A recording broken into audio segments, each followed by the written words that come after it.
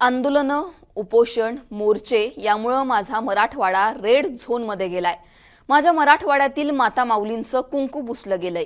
येणाऱ्या 17 सप्टेंबरला तुम्ही आमच्या मागण्या मान्य केल्या नाहीत तर 18 सप्टेंबरचा सूर्य तुमचीही मराठवाड्याची लेख पाहणार नाही।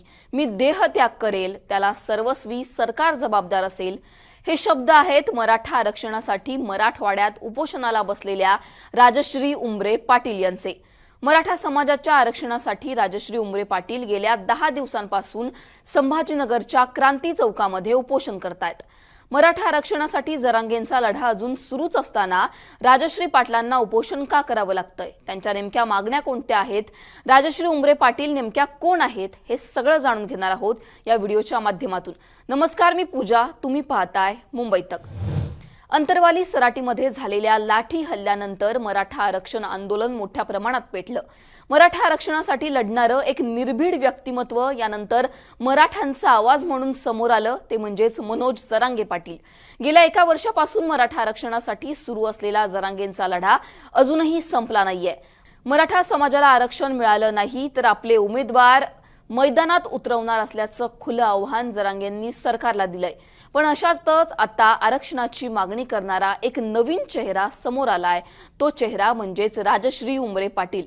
मराठवाड्यातील मराठा समाजाला ओबीसीतून आरक्षण मिळावं, हैदराबाद संस्थांचं गॅजेट लागू करून त्या आधारे कुणबी प्रमाणपत्र देण्यात यावं, शेतकरी, शेतमजूर आणि कामगारांच्या मुलाला मोफत शिक्षण करण्यात यावं, या प्रमुख मागण्या घेऊन 2 सप्टेंबरपासून राजश्री उमरे पाटील संभाजीनगरच्या क्रांती चौकामध्ये उपोषणाला बसले आहेत। आज त्यांच्या उपोषणाचा 10वा दिवस असून त्यांची प्रकृती अत्यंत गंभीर आहे। सुरुवातीला त्यांच्या उपोषणाकडे कुणी फिरकलं देखील नव्हतं, पण आता या उपोषणाची दखल नेते घेत आहेत। हे उपोषण राजकीय वर्तुळामध्ये चर्चेचा विषय बनलंय। हे उपोषण चर्चेत येण्यामागचं कारण म्हणजेच मराठवाड्यामध्ये जरांगेंचा लढा अजून सुरू असताना राजश्री उमरे पाटील उपोषण का करतायत?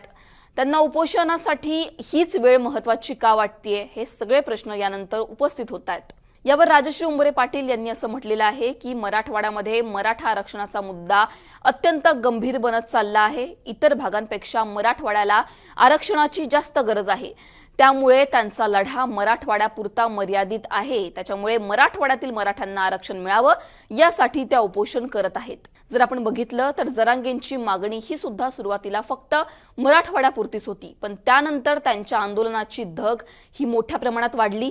मराठ्यांचा प्रश्न सोडवण्यासाठी फक्त मराठवाड्याचाच विचार करून चालणार नाही, अख्ख्या महाराष्ट्रातील मराठ्यांसाठी जरांगे मैदानात उतरले।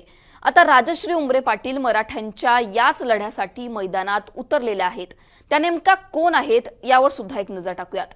राजश्री उमरे पाटील या धर्मवीर छत्रपती संभाजीराजे शौर्य प्रतिष्ठान मराठवाड्याच्या प्रदेशाध्यक्ष आहेत। शेतकरी, शेतमजूर मराठ्यांच्या प्रश्नासाठी ही संघटना काम करते। राजश्री पाटील या कम्प्युटर इंजिनिअरिंगचं शिक्षण घेत आहेत। त्या मूळच्या माजलगाव बीडच्या आहेत। लहानपणापासूनच शाळेमध्ये व्याख्यानं त्या करत आलेल्या आहेत। सामाजिक कार्यामध्ये त्या अग्रेसर आहेत। आतापर्यंत राजश्री पाटील यांनी 3 वेळा आमरण उपोषण केलं आहे। त्यांच्या एका उपोषणाची दखल देवेंद्र फडणवीस यांनी घेतली होती। देवेंद्र फडणवीसांसोबत त्यांचं फोनवर बोलणं झालं होतं, त्यानंतर त्यांचं हे उपोषण सुटलं होतं। टोटल 11 दिवस त्यांचं हे उपोषण चाललं होतं। राजश्री पाटलांनी सरकारला आता 17 सप्टेंबर पर्यंत अल्टिमेटम दिलेला आहे। 17 सप्टेंबर पर्यंत त्यांच्या मागण्या मान्य केल्या नाही तर देहत्याग करण्याचा इशारा त्यांनी सरकारला दिलेला आहे। मनोज जरांगेंच्या आंदोलनाचा फटका सरकारला लोकसभा निवडणुकीमध्ये मोठ्या प्रमाणात बसला होता। आता ऐन विधानसभा निवडणुकीच्या तोंडावर राजश्री उमरे पाटलांचं हे उपोषण नेमकं पुढे काय वळण घेतं? सरकारला कशा प्रकारे या उपोषणाचा फटका बसेल? हे उपोषण पुढे नेमकं कुठलं वळण घेतं? काय काय पुढे घडतं हे पाहणं महत्त्वाचं असणार आहे। तुम्हाला या सगळ्यांवर काय वाटतं हे आम्हाला कमेंट सेक्शनमध्ये कळवा। मुंबई तकला तुम्ही जर सबस्क्राइब केलं नसेल तर सबस्क्राइब करायला विसरू नका। धन्यवाद।